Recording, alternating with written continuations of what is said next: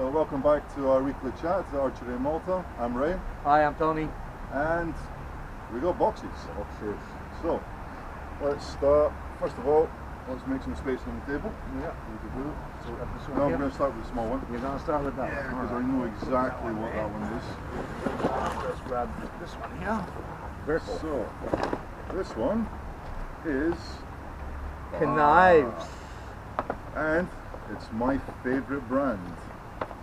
So, I'm going to open the big one. if you know me, you know I love the CRKT knives. So this is something for actually Kate and Mike, because they don't have a nice neck knife, and now they do. This is tidy.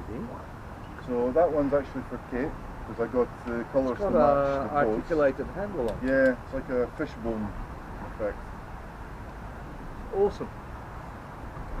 And Needless to say, super sharp. Nice little lanyard. wearing thing. Yeah. And for Mike, Oh, it's got a belt clip in here too. we have the Oh, minimalist. that's the like your Quiver. one, isn't it? So a little butcher's knife, similar to mine, but a different blade style. So Yeah, it's a Quiver. it's a nice little blade. That one again with the plastic sheath, Tidy. very secure. They make nice noise. Yeah. CRKT. So there you go. That's box number one. A couple of really nice knives. Noises. So next up we have, I think, a bear paw box. Is that a bear paw box? No, it's a forge. So what have we got in the box? Something chatty. What's this? Ah, string keepers. String keepers. It's good For because we've actually just long run out bows. of those. Lots of string keepers. Oh, arrows. Arrows. And arrows. Skinnies. There we go, we have the Avalon hybrid skinny arrows. So I've got 800s, so 600s, yeah, 600s. and 7s. So 6, 7 and 8s. And I have 12 of each. Nice, they're popular arrows in the range, especially for... Yeah, a lot of people are using these lately, aren't they? especially on the recurves. They're very good. So yeah, if you need some skinny arrows, we've got some. Voila. Australian colours, Maltese colours, and purple and white. Maple colours. Cool. Big box. Yep. Let me get this out of the way, yeah, and get these out of the way, and oh, big box Big has box. a lot of stuff in it. Okay, now, Let's not see that. nice man. So straight off the bat, we have Arrow shaft. arrow shafts. So that is their shaft actually, not cedar this time, going for spruce. Spruce, are they? Yeah, This smells nice. it does. Not quite as nice as the cedar. Not though. as strong. This one, I think. There you go, these are for 30 to 35 pound bows. They're So 5/16 ones, aren't they? 5/16s, yes. Yeah. We're Okay. making some arrows this week. We got quivers. Buck trail ones. The popular back quivers. And we have 3 models. So we've got a brown, grey, and a black. and a black. Cool. I will take that. A lot of air in that box, mate. Yeah. There you go. Some nice bucktrail back quivers. I'll just take out the bag so you can see. These are very popular in the range. We've got 2 compartments. You use 2 different spine arrows or whatever, and it's removable. You can move it with Velcro. There's a fair few people using these. Yeah, they're very comfortable to use these ones for a back quiver. Okay, Right. final big box. One box left. I need a bigger table. Big This one. box. Ooh, Wow. lots of Lots purple of stuff. Okay. Those look like These are Limb sleeves. limb pockets and for the takedown. for the takedown. So Limb pockets and a riser pocket. we know for sure there's a bow in here. Right? And there it is. So, let me grab that. Oh, Oh my God, we got Spectra. Yes. thank you, Everybody Bearpaw. needs blue and red fast flight strings. We've we been can waiting make for them string now. for so long. Months, man. So thank you, Bear Paw. If you right, want to send well us done. some more, feel free. Yes, we'll advertise it for you. Right, let's get the rest of the stuff out first. So here I've got 2 Bear Paw side quivers. Yeah, are they a different quiver to this? Yes, that's the Okay. hip quiver. This is like So that's the one that has the strap to go around your leg. Ah, I see. Okay, it's actually quite a nice quiver. Hmm. I like, if you were into this forest camouflage, I like the forest camo. Yeah, these ones are plain black and they have 4 tubes each. So there you go, a couple of side quivers. And Take that one. another one there. These are the limb pockets. There's another one of those quivers. Okay. And A bow. you can do the honors for this one. I think the opening's up this end. Well, you Yeah. do the honour then. Alright. One sec. Because it's fitting into the bag, yep. And there we go. 1 Bear Paw Mohican takedown. They're a nice bow.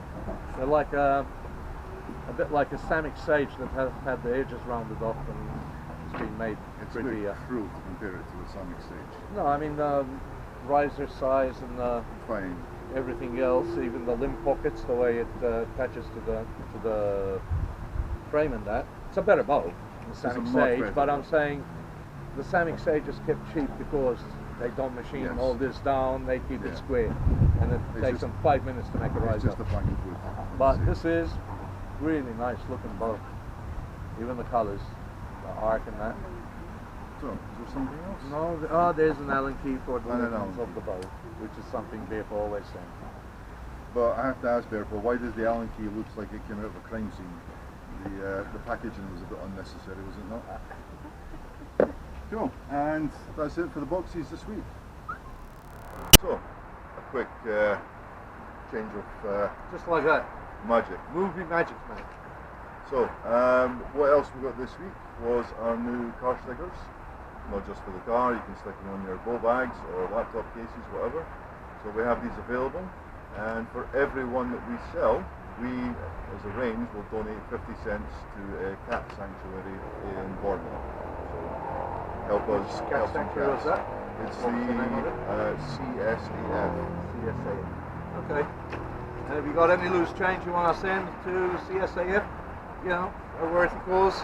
Yep. They got some 300 animals, isn't it? 300 cats. 300 cats there. Also, if you want to adopt, you're in Malta and you want to adopt, I'm sure there's one that will capture your heart.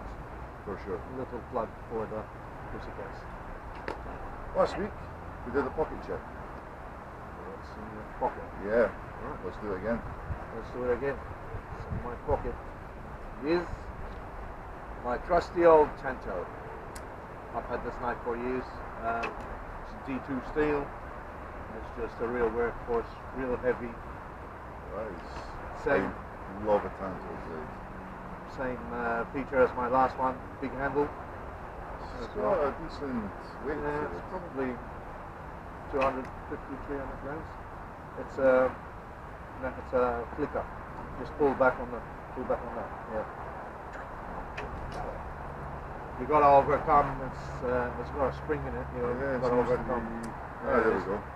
So, for the blooper reel, can't open the knife. There we I go. think we'll put it on the real show. Probably. Yes. Oh. I bought this not so long ago. What, 6 years, 7 years ago. And as you can see, there's a curvature in the blade. That's just from sharpening. Yeah. But it's a good knife. It's withstood the test of time because I bend them and do all sorts of stuff to them. Fair enough. What have you got? I have, not a knife, but I have Ah. a tactical pen, which is solid brass. Excellent to have, great for self-defense. There's that, and I believe, I have my Boker Magnum, which is auto. It's a very nice blade. CKRT this time. Not a CRKT. I do have other blades apart from CRKT. Not many, but yeah, this is a Boker Magnum. It's a very nice blade. I like the feeling of it. that kind of scales. It just grips so Yeah. well in the hands. Again, it's a nice size. It's got a bit for the thumb on the back as well. And the saw blade is actually very, very useful, especially here, for removing broken tips from wood arrows. So, quite nice, eh? Bit lighter, but this also has a bit of a tanto thing happening about it. Yeah, not quite as pronounced as that. Yeah. It's got a lock, safety lock in it as well. Yeah. You want to say though, you don't want that one in the pocket. That feels nice. Yeah, it could do some damage, yeah. No, it's not ping pong balls bouncing down the road. Yeah, it's a very nice blade. It's sharp too, isn't it? It is very sharp. It's got a sharp. And as you can see, it's been well used. Yeah. Oh well, if you've got a knife, I believe you should use it. It's pointless having it sitting in a showcase. So yeah, that's the pocket check for this week. We might do another one next week. Yeah. And I think might be a CRKT. We'll see. I need to check my collection. See if we've got other ones. I might bring what's in my bag next week rather than what's in my... Because I got a lot of big knives at home, so I'll bring one of my big ones. Fair enough. Alright. And throw it in my bag. Cool. What else have we got today? Arrows. Yes. So we've got some supplies in recently. So we have some Avalon hybrid carbons. These are the skinny ones. That's fine. Nowadays 600s we We have. have And 700 and 600s. 6 and 700 spine. Okay, already pre-fletched. Which is pretty much middle of the road for the 30 to 40 pound range. Yes. Very popular with the recurve shooters. It's quite a light and quite a fast arrow. Fast arrows, yeah. So we have them in stock, and obviously we've still got lots of wood arrows and some other regular bear paw carbons as They well. still have a bit of weight in them, even though they're skinny, eh? No, they are a bit lighter than the standard carbons. Yes, yeah. Oh yeah, they are, but you'd expect a skinny arrow like this to be a lot lighter. They're nice. Buy them.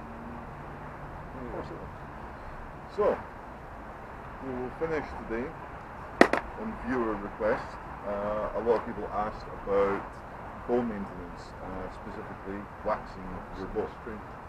So what we'll do is I'll grab the camera and then we're going to follow Tony as he actually waxes a bow, and we'll show you the proper way to do it and everything. Alright, so first things first is, when should you wax a string? To begin with, you cannot over wax a string, right? But when you have this happening, when you have separation of the individual threads of your, I don't know if it'll focus there, that way. When you have that happening, your string definitely needs waxing, okay? So there's no right or wrong way to wax a string, but here's how I do it. First thing, it's always easier to wax your string if it's strung on a bow, okay? So we'll put that over there like that. Right, now, small piece of leather, just plain old leather, and you go to the rough side of it, okay? And you just get on the string like this, and you give it just a small rub, just to warm it up, okay? Just like that, and you can feel it. The wax is kind of sticky on the string, and once it warms up, it kind of gets slippery. There's so many jokes to be made here. Yes, I know. Beeswax, that's what we recommend. Use natural beeswax. And what you do is just scribble along, just like you did on your mum's wall with crayons as a kid. So make sure there's ample, generous amount of wax on it, right? Give it a minute to cool off. This does mess up your bow as well a bit, but you just flick the stuff out of the way.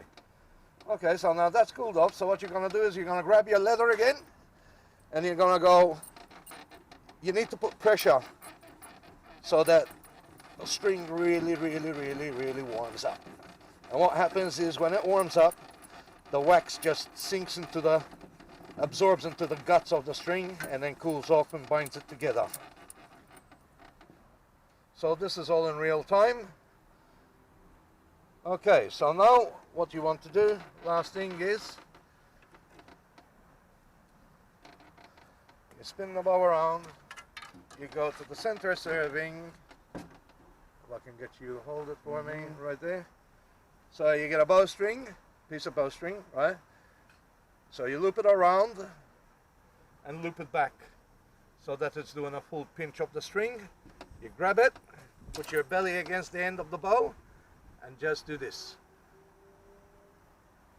And what that does, that takes off all this excess wax. All right? Now, if you want to see if your string is correctly waxed, you take it off the bow and do the Indian rope trick with it. If it will stand up and support about 8 inches of its own weight, then the string is properly waxed. So, like that. And that's what you want. You want the string to be in one piece, nice and round, with all the gaps in between filled up, right? If you're going to shorten your string to set your brace height and you twist the string, you got to repeat the rubbing down and the wiping back of the wax. But that's about it. It's simple. At the end of the day, it saves you a lot of money. You can see actually the difference between the unwaxed half and the waxed half. See how it holds together like that? That's what you want. So, Awesome. that's it. That's how you wax a string. Cool. Next time we might look into a bit of bow maintenance, how to clean up your bow, what to use, what not to use, etc., etc. And that's how you wax a string. So that's it for this week, I think. yeah, that's all we've got for you. Next week, hopefully, we'll be doing some more unboxing, and we'll also have a look at the pros and cons between using a glove and a tab. Yes. Glove user, tab user. So it might get interesting. It'll get heated. Yeah. You can do that because he wears a glove. With me, it'll be like this. Exactly. So we'll see you guys next week for episode 8. Like I said, if you guys have anything specific you want us to review or unbox or send us anything, just drop us a message. And that's it. That's it. See you later. Till next week. Oh!